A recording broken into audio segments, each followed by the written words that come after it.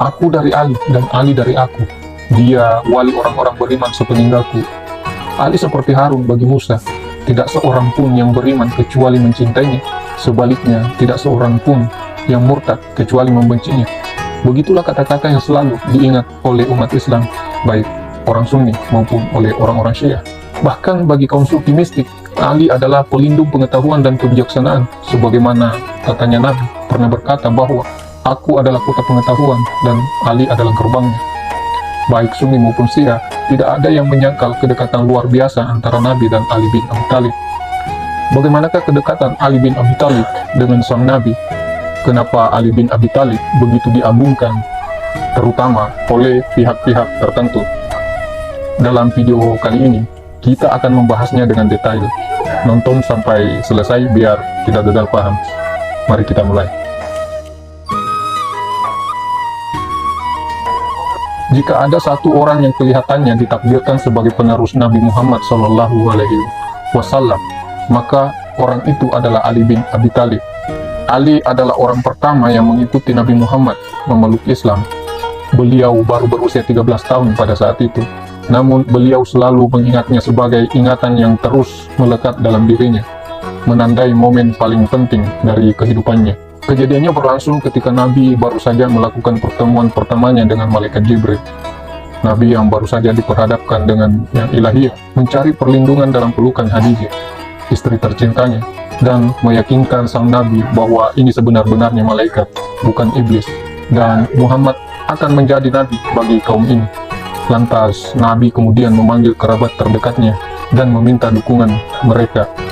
Lalu Nabi kemudian bertanya, siapa di antara kalian yang akan menolongku dalam masalah ini? Seperti yang Ali bin Abi Thalib nyatakan, mereka semua terdiam menahan diri.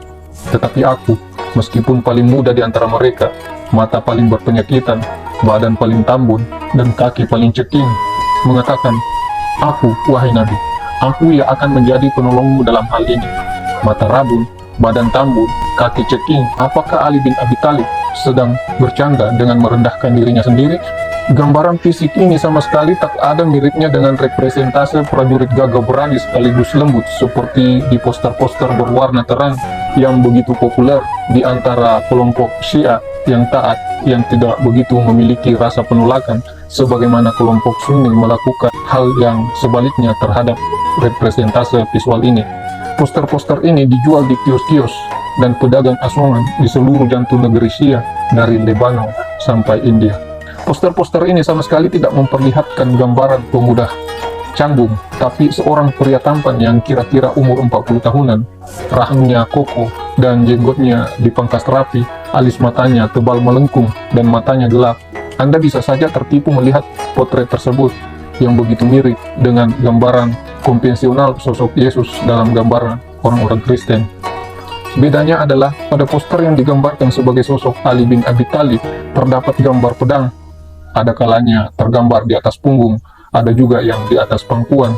Pedang yang ditakdirkan lebih terkenal di seluruh dunia Islam ketimbang pedang Excalibur milik Raja Arthur di dunia Kristen. Seperti halnya pedang Excalibur, pedang Ali bin Abi Thalib memiliki kualitas adidaya. Pedang ini diberi nama Zulfikar yang berarti bercabang, dengan ujung pedang bercabang seperti lidah ular. Sebenarnya bukan lidah pedang yang bercabang, melainkan tubuh musuh yang bersentuhan dengannya, sehingga nama pedang tersebut lebih tepat lagi jika diartikan sebagai yang membelah atau yang memisah.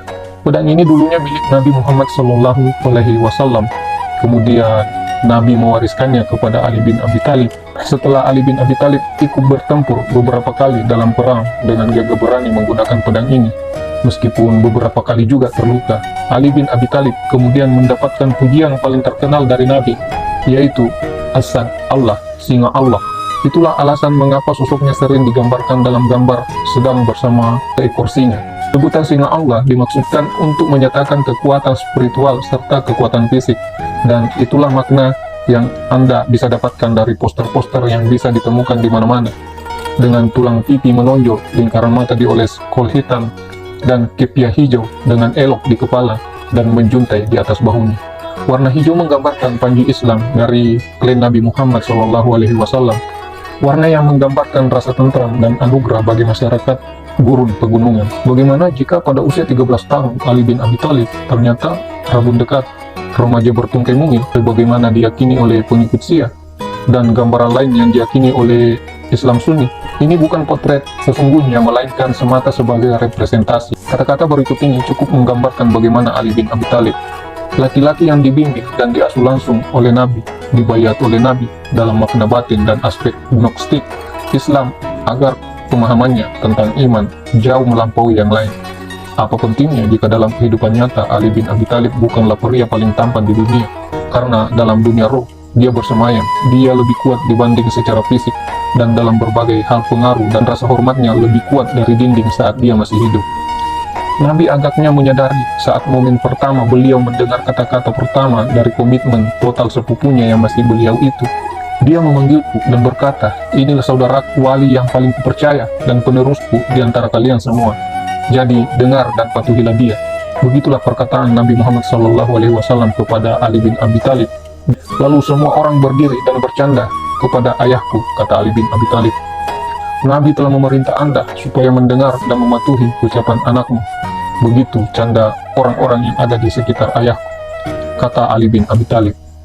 Nampaknya sangat jelas jika kisah ini dilihat dengan cara lain. Ini tidak hanya berarti penunjukan Ali bin Abi Thalib sebagai penerus Nabi Muhammad, tapi juga tanda awal makna Islam pada saat itu. Namun, pada periwayatan Ali bin Abi Thalib, tampaknya mereka tidak menganggapnya serius dan tidak begitu penting. Bahkan tidak jelas apakah ini dimaksudkan sebagai kisah yang serius, karena pada waktu itu Ali bin Abi Thalib masih remaja dan belia. Bahkan belum cukup kuat untuk mengayunkan pedang, apalagi pedang Zulfikar. Aku dari Ali dan Ali dari aku.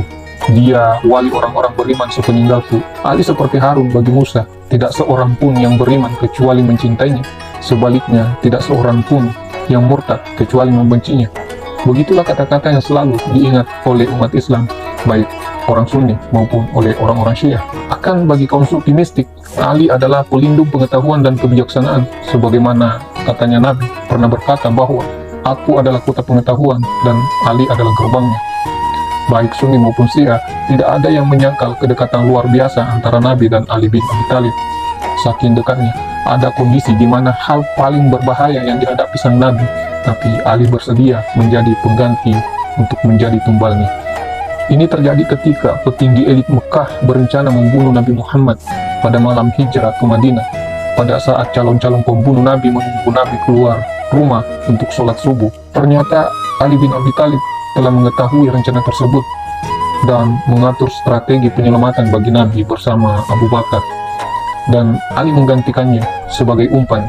Ali bin Abi Thalib lah yang tidur di tempat tidur Nabi, mengenakan jubah Nabi Muhammad, melangkah keluar besok subuhnya, mempertaruhkan nyawanya, sampai akhirnya para calon pembunuh itu sadar bahwa mereka telah terkecoh. Dalam satu cara pandang tertentu, Ali bin Abi Thalib agaknya sudah ditakdirkan untuk mengambil perang ganda Nabi Muhammad SAW. Meskipun dua sepupu ini berjarak usia 29 tahun, tapi ada semacam hubungan timbal balik antara keduanya, karena sama-sama menemukan tempat perlindungan masa kecil di masing-masing rumah mereka. Setelah kepergian ayahnya, Nabi diasuh oleh pamannya Abu Talib, bahkan jauh sebelum Ali lahir. Pada saat Abu Talib jatuh bangkrut, Nabi bersama Khadijah memboyong Ali dan menjadikannya bagian dari keluarganya sendiri. Ali bin Abi Thalib dibesarkan bersama dengan 4 putri Nabi dan Khadijah pada saat itu. Seiring waktu, ikatan kekerabatan kedua orang ini menjadi semakin kuat, bahkan hubungan mereka menjadi triple. Sebagai anak angkat, sebagai sepupu, nampaknya belum cukup. Nabi pun menikahkan Ali bin Abi Thalib dengan putri sulungnya, Fatimah As-Zahra. Meskipun sebenarnya banyak pria lain yang ingin meminang putri Nabi tersebut. Begitulah kedekatan Nabi dengan Ali bin Abi Thalib. Tidak ada yang meragukan kedekatan keduanya. Meskipun pada akhirnya dalam perjalanan sejarah Islam muncul kelompok-kelompok yang memiliki versi sejarah berbeda tentang siapa dan bagaimana harusnya kepemimpinan berjalan setelah Nabi tiada.